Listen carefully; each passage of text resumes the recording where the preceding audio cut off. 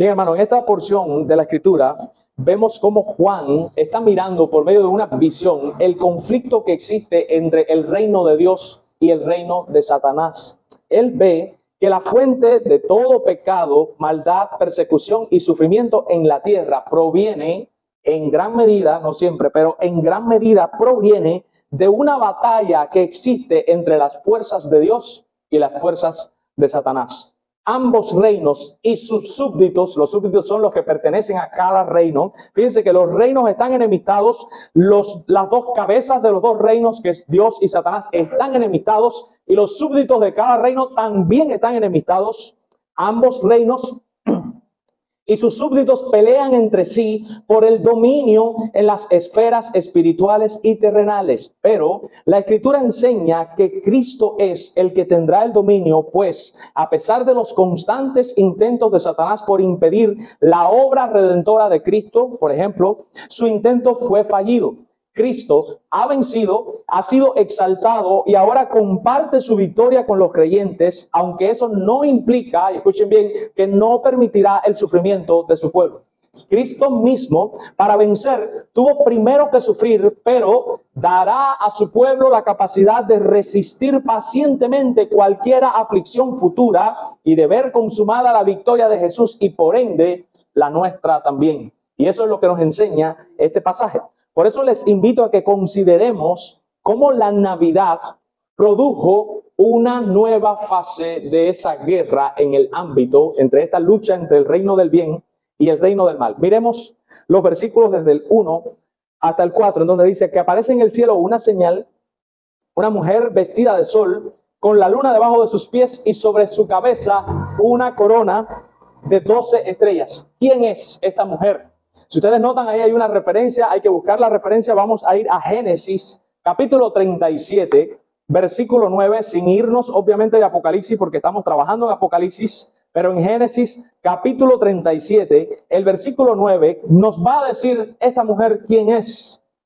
Génesis 37, 9, dice claramente que José, lo estoy omitiendo aquí para no leer, soñó aún otro sueño y lo contó a sus hermanos diciendo, dice, he aquí yo he soñado otro sueño, y he aquí que el sol, la luna y 11 estrellas se inclinaban ante mí.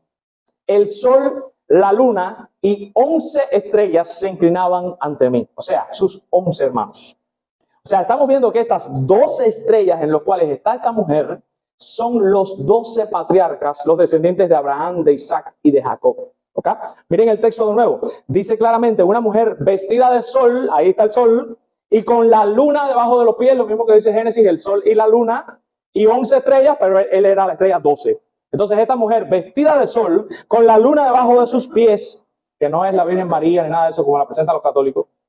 Esta mujer que también dice claramente que tiene una corona y sobre esa corona hay 12 estrellas. Aquí estamos viendo las 12 tribus, vamos a decirlo así. Esta es una representación visual en la visión de Juan del pueblo de Dios. En primer lugar, de la nación como tal de Israel, que fue la que nos dio al Mesías. Y en última instancia, como lo ven después en el versículo 17, todos los descendientes de ella. ¿Quiénes son todos los descendientes de ella? Nosotros, que somos también el Israel espiritual, descendientes de Abraham, según la fe. Por tanto, esta mujer, que es la nación de Israel, ella, dice en el versículo 2, que está encinta y está clamando con dolores de parto en la angustia del alumbramiento. ¿Se dan cuenta cómo presenta el nacimiento de Cristo, la Navidad, como una angustia grande? ¿Por qué hay una angustia? Porque las huestes espirituales de maldad intentaron impedir a toda costa que Cristo pudiese nacer, o que si naciera no llegara a vivir lo suficiente como para consumar el sacrificio. Por tanto, ustedes se dan cuenta que el verdadero enemigo de la Navidad es el diablo. También dice que aparece otra señal. O sea, está esta mujer que va a dar a luz, pero aparece otra señal y he aquí un gran dragón escarlata. El color escarlata es un color rojo que tenía 7 cabezas y 10 cuernos y en sus cabezas 7 diademas. Aquí estamos en presencia del Imperio Romano. ¿Cómo lo sabemos? Lo vamos a ver después. Dice, y su cola, ahora el dragón, déjeme aclarar aquí, el dragón es el diablo. Pero el diablo está controlando al Imperio Romano, que es por medio del Imperio Romano que el diablo va a intentar matar a Cristo. ¿Ok? Dice que la cola de este dragón arrastra la tercera parte de las estrellas del cielo y las arroja sobre la tierra. Esta interpretación, muchos eruditos entienden que el diablo logró convencer a 1/3 de los ángeles a que se rebelaran junto con él. Dice, y el dragón se paró frente a la mujer que estaba para dar a luz a fin de devorar el hijo tan pronto como naciese. Nació el niño, me lo voy a comer, lo voy a matar para que no pueda.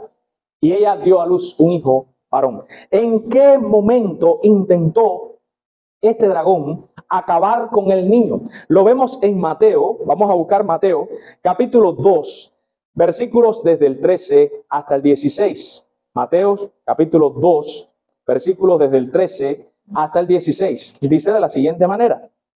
Después que partieron ellos, he aquí un ángel se le apareció en sueño a José y dijo, levántate y toma al niño y a su madre y huye a Egipto y permanece allá hasta que yo te diga, porque acontecerá que Herodes buscará al niño para matarlo. ¿Lo ven? El texto no dice que fue el dragón, dice que fue Herodes, pero sabemos por la revelación que detrás de Herodes estaban operando los demonios, especial y precisamente el mismísimo diablo, para intentar matar a Cristo. Y dice, y él, despertando, tomó de noche al niño y a su madre y se fue a Egipto y estuvo allá hasta la muerte de Herodes, para que se cumpliese lo que fue dicho por medio del profeta cuando dijo, de Egipto llamé a mi hijo.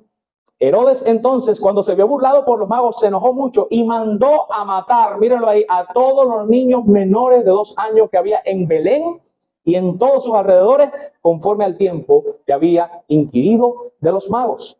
Entonces se cumplió lo dicho por el profeta Jeremías cuando dijo, voz fue oída en Ramá, grande lamentación y lloro y gemido, Raquel que llora a sus hijos y no quiso ser consolada porque perecieron.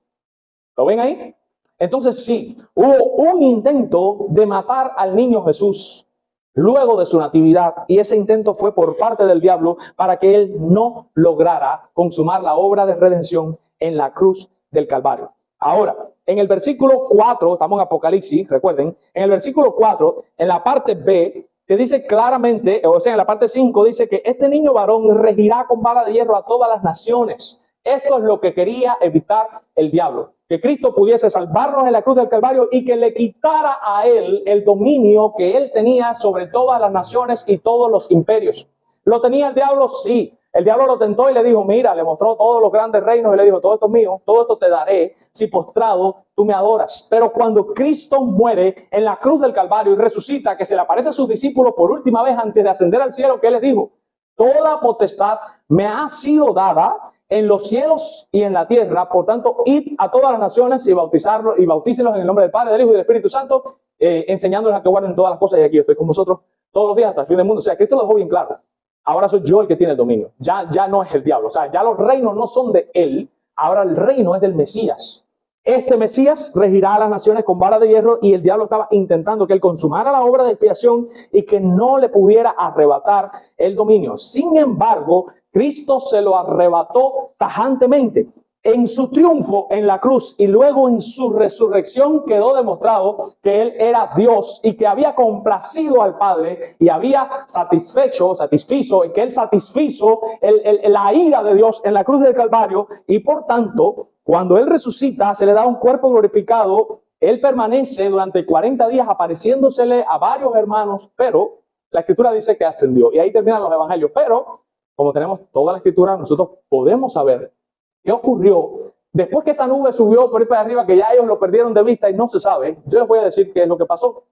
Salmo 24, vamos a buscarlo rápidamente, y después Daniel 7, 13 y 14. Pero miren el Salmo 24, cómo lo deja bien claro qué fue lo que ocurrió. Vamos a seguir la trama. Jesús resucita y les dice a los discípulos, vayan a todo el mundo porque a mí me ha dado dominio en la tierra, dominio en los cielos y en la tierra, ahora soy yo que tiene la potestad. Ya llega una nube y se va, ellos se quedan mirándolo. ¿Qué ocurre? Bueno, llega Cristo allá arriba y dice que en el versículo 7 del capítulo 24 de los Salmos, él se para a la puerta de la entrada de los reinos de los cielos y dice, alzad, oh puertas, vuestras cabezas, y alzad vosotras puertas eternas, y entrará el Rey de Gloria.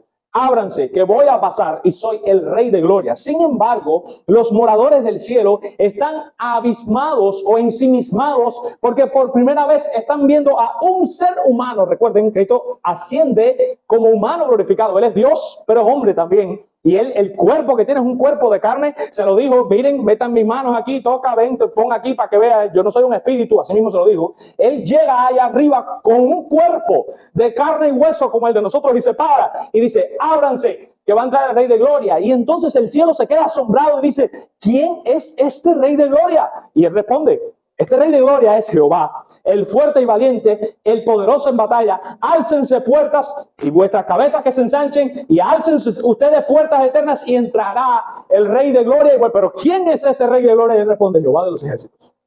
Él es el Rey de la Gloria. Y Jesús entra al cielo. Miren en Daniel, capítulo 7, versículos 13 y 14. Daniel, capítulo 7, versículos 13 y 14.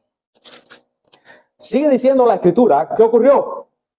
Dice que Daniel estaba viendo, dice, miraba yo en la visión de noche y he aquí con las nubes del cielo venía uno como un hijo de hombre. Está viendo Daniel y dice, viene un hombre, hijo de hombre, es una frase para hablar de la humanidad de alguien. O sea, Daniel está diciendo, estoy viendo un ser humano.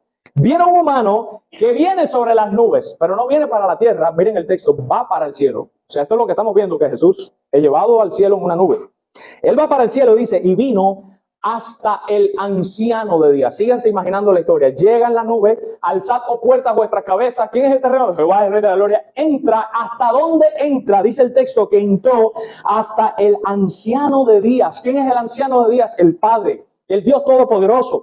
Entra hasta donde está el Padre y dice que le hicieron acercarse a Jesús. O sea, le dijeron a Jesús que se acercara y dice que después que se acercó, le fue dado dominio, gloria y reino. ¿Para qué le dieron dominio? ¿Para qué le dieron gloria? ¿Y para qué le han dado el reino? Responde el texto, para que todos los pueblos, naciones y lenguas le sirvan. Y su dominio es eterno, que nunca pasará. Y su reino es un reino que nunca será destruido. ¿Qué más enseña la Escritura? En el Salmo 110, cuando se le da el reino, ¿qué ocurrió con Jesús? Miren el Salmo 110, porque el Salmo 110 nos deja claro qué fue lo que ocurrió con Jesús cuando se le dio ese reino. El Salmo 110 dice que Jehová le dijo, por eso dice, Jehová le dijo a mi Señor. O sea, imagínense la historia, viene él en la nube, alza su puerta y él entra, se le ha dado dominio, poder y gloria. ¿Y qué le dice Jehová? Le dijo a mi Señor. O sea, el Padre le habló al Hijo y lo invitó y le dijo, siéntate a mi diestra hasta que ponga a todos tus enemigos por estrado de tus pies. Te he dado dominio, gloria y poder, y siéntate aquí tranquilito, que con ese dominio, con esa gloria y con todo ese poder vamos a ir tumbando uno a uno cada uno de tus enemigos, y te lo voy a poner aquí abajo para que tú lo machuques en el estrado de tus pies, porque tú eres el que vas a dominar. Miren el Salmo 2 también. En el Salmo 2 nos deja claro que otra promesa en esa conversación intratrinitaria que tuvo en la Trinidad. Miren en el Salmo 7, en el versículo 7, perdón, Salmo 2, versículo 7, Jesús está hablando. Y Jesús dice, yo publicaré el decreto. O sea, Jesús está diciendo, yo me voy a encargar de decir lo que me dijeron a mí, lo que Dios decretó sobre mí. Yo se lo voy a decir. ¿Qué fue lo que me dijo? Jehová me dijo también, cuando le dijo, siéntate a mi diestra, le dijo, mi hijo eres tú. Yo te engendré hoy, pídeme y te daré por herencia a las naciones y como posesión tuya a los confines de la tierra. Además de eso también le dijo, los quebrantarás con vara de hierro, como vasija de alfarero, los desmenuzarás. Y eso los quebrantarás con vara de hierro es lo mismo que acabamos de leer en Apocalipsis, en donde se le dice claramente que la mujer dio a luz un hijo que regirá con vara de hierro a las naciones. Por tanto, a Cristo le fue dado el dominio. Él es el Rey de Reyes y el Señor de los Señores. Y ante Él se tendrá que doblar toda rodilla. Como bien decía Tonito anoche en su predicación, y como lo dije yo también el domingo pasado, este niño que nació tiene una soberanía. Recuerdan que se está extendiendo, dice el texto, la extensión de su soberanía no tendrá fin. Por tanto, este es un rey que ya está reinando. Recuerden el domingo pasado, ya se sentó en el trono de David su padre, ya está reinando sobre la casa de Jacob. Y su reino, en medio de la violencia, fíjense, porque la Escritura dice que el reino de los cielos sufre violencia, pero en medio de esa férrea oposición que hace el dragón, en medio de esa férrea oposición el reino se va extendiendo y eso es imparable. Ni siquiera las puertas del Hades jamás prevalecerán contra la iglesia. Este reino está en constante, crecimiento y es imparable. Por tanto, el Salmo 110, que es donde hemos estado hablando, dice claramente, vamos a ver el Salmo 110, que lo quiero explicar un poco mejor. En el Salmo 110, vamos a explicar un poco bien para que entiendan el Salmo. Dice claramente, Jehová le dijo a mi Señor, siéntate a mi diestra hasta que ponga a todos tus enemigos por estrado de tus pies. Eso ya lo hemos entendido claramente. Jehová enviará desde Sión la vara de tu poder. O sea, desde Sión Él va a reinar con poder. Dice, domina en medio de tus enemigos. Miren el texto. El texto dice que Él está metido en medio de los enemigos y en medio de los enemigos Él va dominando. O sea, imagínense una batalla en la cual este rey está metido, rodeado de enemigos, pero nunca lo pueden matar a él y él sigue dominando. Por eso les digo que es en medio de la violencia, en medio de esa lucha constante entre los dos reinos, ahí fajados, ahí con opresión, que nos quieren cortar, nos quieren botar, nos quieren sacar del medio, nos quieren callar, ahí, pero ahí fajados, ahí. Y al final es Cristo el que siempre termina y sale ganando y sale dominando. Es en medio de esa batalla que el reino se está extendiendo. Dice claramente, tu pueblo, o sea, el pueblo de Cristo, se te ofrecerá voluntariamente en el día de tu poder, en la hermosura de la santidad. Desde el seno de la aurora tienes tú el rocío de tu juventud. Juró Jehová y no se arrepentirá. Tú eres sacerdote para siempre según el orden de Melquisedec. En hebreo vemos que eso se le está diciendo a Cristo nada más. El Señor está a tu diestra y dice, quebrantará a los reyes en el día de tu ira. Este es el día final donde se derramará toda la ira de Dios. ¿Qué pasará en ese día? Él juzgará entre las naciones y las llenará de cadáveres, quebrantará las cabezas en muchas tierras. Y miren el versículo 7, yo sé que no se entiende bien. Yo mismo pasé trabajo para entenderlo hasta que tuve que leer en otra versión. Dice, del arroyo beberá en el camino, por lo cual levantará la cabeza. Dice, ¿qué es eso? ¿A qué viene eso? Imagínense la idea de una batalla. Lo que está diciendo el texto es que él está en la batalla y está dominando. Y obviamente cuando estás en una batalla tú terminas exhausto. Pero en ese cansancio, luego de la batalla, él encuentra un arroyo y toma agua y se refresca. Y dice, por lo cual levantará la cabeza. ¿Qué está diciendo el texto? Aunque el pueblo de Dios y Cristo en algún momento estemos agotados por la batalla tan férrea, tan recia que se nos está haciendo, Dios siempre nos va a aliviar y nos va a dar a beber agua y nos va a renovar las fuerzas para poder seguir librando la batalla de Él. ¿Se dan cuenta? Él encuentra un arroyo, bebe agua en el camino, se refresca y levanta la cabeza como dice, arriba, ya tomé agua. Vamos, ¿cuál es el próximo ejército que viene? Eso. Esa es la promesa que el Padre le está haciendo a él. Quisiera aplicar ese texto de dos formas. Y no es una aplicación personal, es una aplicación de la Escritura. O sea, voy a buscar dos pasajes de la Escritura en donde se cita este mismo Salmo 110 y se aplica en cada uno de los pasajes de una manera, vamos a decir, un poco distinta, tiene un matiz distinto. Por ejemplo, en Hebreo, capítulo 10, versículo 13, podemos leer cómo el autor de Hebreos, que lo más probable es que haya sido Apolos, cómo el autor de Hebreos cita este pasaje.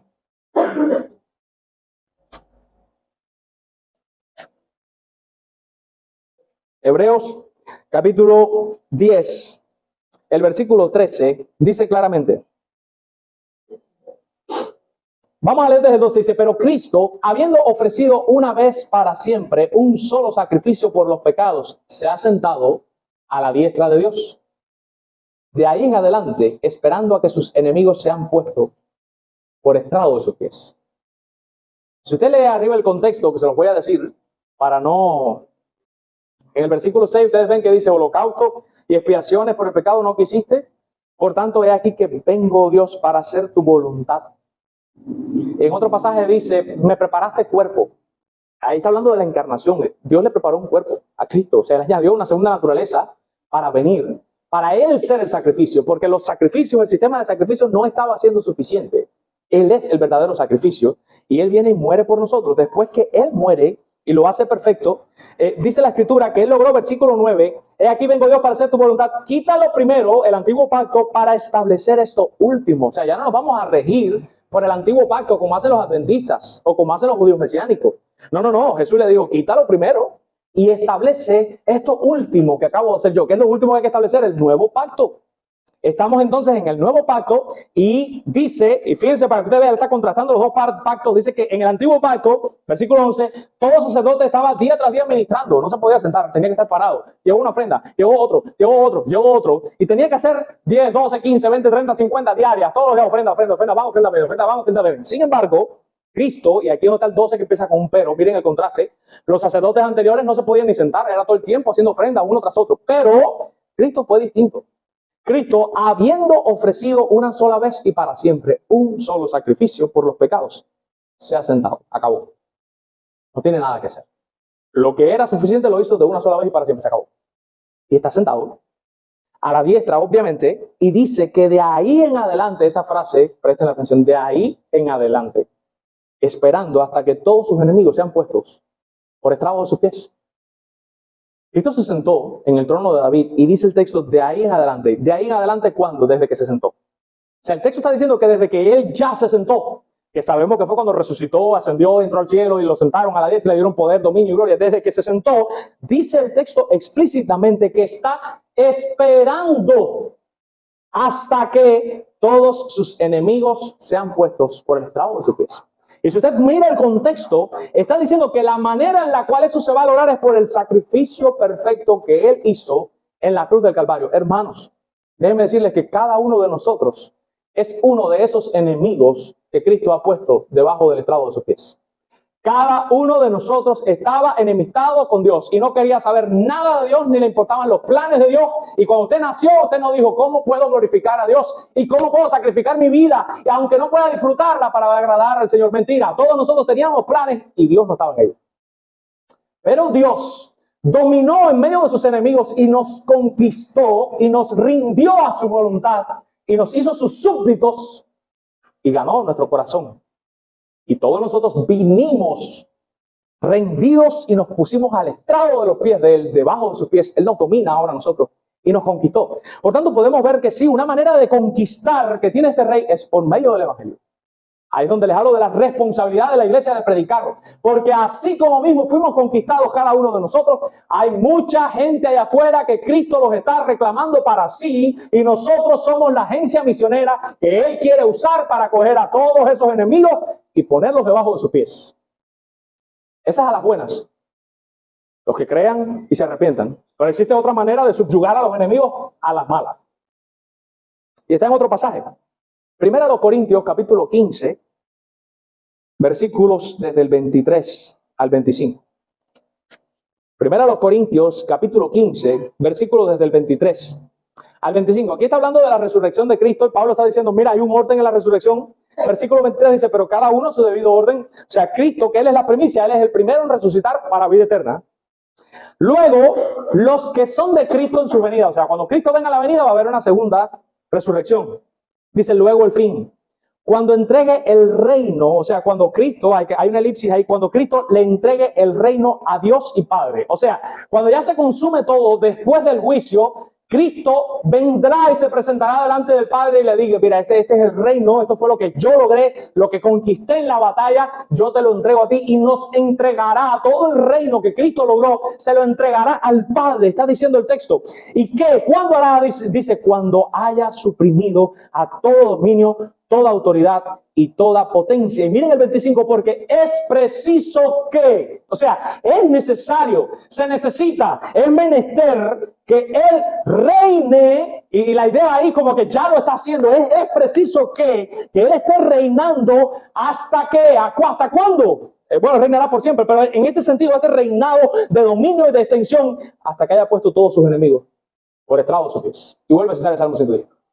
Pero si usted nota que este aquí es a las malas, en el texto de Hebreos es que por el sacrificio de Él los enemigos son conquistados y vienen a Él porque Dios le ha hecho sacerdote según la orden de Melquisedec y Él está esperando que sean puestos sus enemigos, pero en el contexto está hablando del sacrificio, del nuevo pacto. No lo podemos aplicar como una guerra así como pero aquí sí es una guerra de cortar cabeza. En este texto está explicando el Salmo de otra manera, un poco distinta a como se aplicó en Hebreos. Y en este texto está diciendo, versículo 24, versículo 23 dice, pero cada uno, Cristo, orden, luego los que son de Cristo, luego el fin. Cuando entregue el reino de Dios y Padre, miren lo que dice, cuando haya suprimido a la fuerza todo dominio, toda autoridad y toda potencia. Entonces, sí, mis hermanos, Él tendrá el dominio total. Me encanta el texto de Apocalipsis, cuando dice, los reinos que hay aquí han vuelto a ser los reinos del Señor, y Él reinará por siempre. Él tendrá el dominio total, porque Él ya tiene el dominio, lo que tiene un dominio en extensión. Así le ha placido a Él. Dios hace las cosas por medio de procesos. Dios no pudo haber dicho, hágase todo y ya. Sin embargo, Él prefirió pasar 7 días creando cada día algo distinto. Dios pudiera decirnos, ya no oraste, pastor, ya. Sin embargo, Él prefiere que yo empiece en una iglesia, sentadito en un banco, y después aprenda coritos, y después empiece a cantar, y después. Es todo por medio de un proceso. Dios pudiera hacernos santificarnos, pero Dios prefiere que nos demos y vayamos aprendiendo en el camino. Dios hace las cosas por medio de procesos. Él tendrá el dominio total, pero ese dominio vendrá por medio de un proceso en el cual usted y yo, nos guste o no, formamos parte. ¿Qué vamos a hacer al respecto? ¿Nos vamos a quedar pasivos o vamos a obrar en consonancia con lo que nosotros creemos? Lo segundo, si hay alguien en esta mañana que no conoce al Señor, déjame decirte algo. Dice la Escritura, honrad al Hijo, porque se inflama de pronto su ira. En el Salmo 2, hablando de ese dominio que Él va a tener.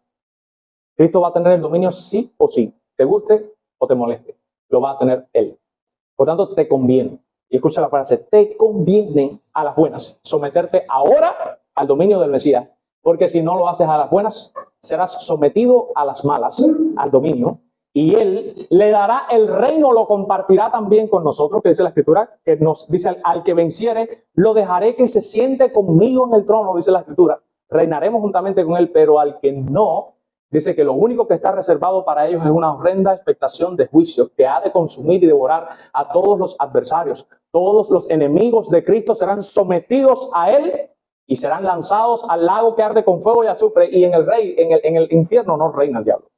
Reina Dios. Dios es el dueño del infierno. Apocalipsis, capítulo 1, versículo 10, si mal no recuerdo, dice que Cristo es el que tiene las llaves del Hades y de la muerte. Es Cristo el que tiene la llave de la puerta del infierno. ¿Qué dijo Cristo? No temáis a los que matan el cuerpo, refiriéndose a los hombres, sino más bien temed a aquel, al Padre, que tiene poder para arrojar vuestras almas en el infierno. No es el diablo.